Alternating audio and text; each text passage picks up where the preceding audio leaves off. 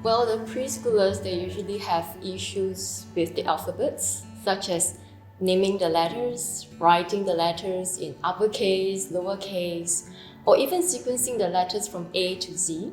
Okay, usually my students struggle with spelling and writing. So most of the time they have a lot of creative ideas, but they just have difficulty in transferring them into writing. They have very weak phonological awareness, and therefore they couldn't hear the sounds in words and even break them down into the smaller sound units. That's why it affected their reading and the spelling. Therefore, they need a lot of guidance from the teacher, and we have to actually scaffold it down for them. Okay, so I think when it comes to struggles, it can vary. Right?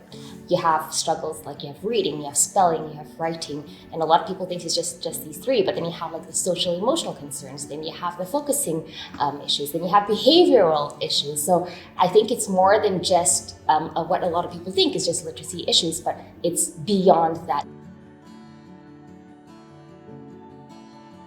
In every classroom, rapport is very important. Only when the rapport is built with the children, then learning can start.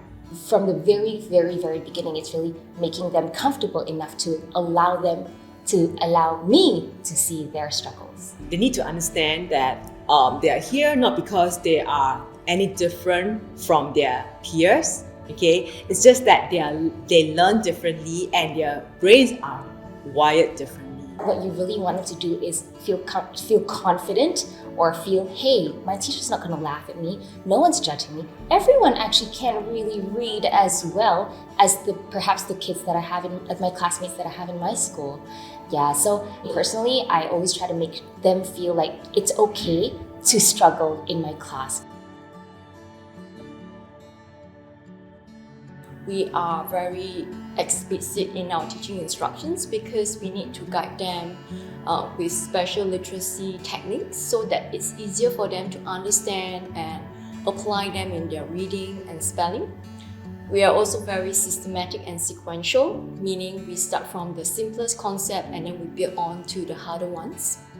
We also make sure that we monitor the students' progress closely to give them ample time to practice because they need to achieve automaticity and fluency.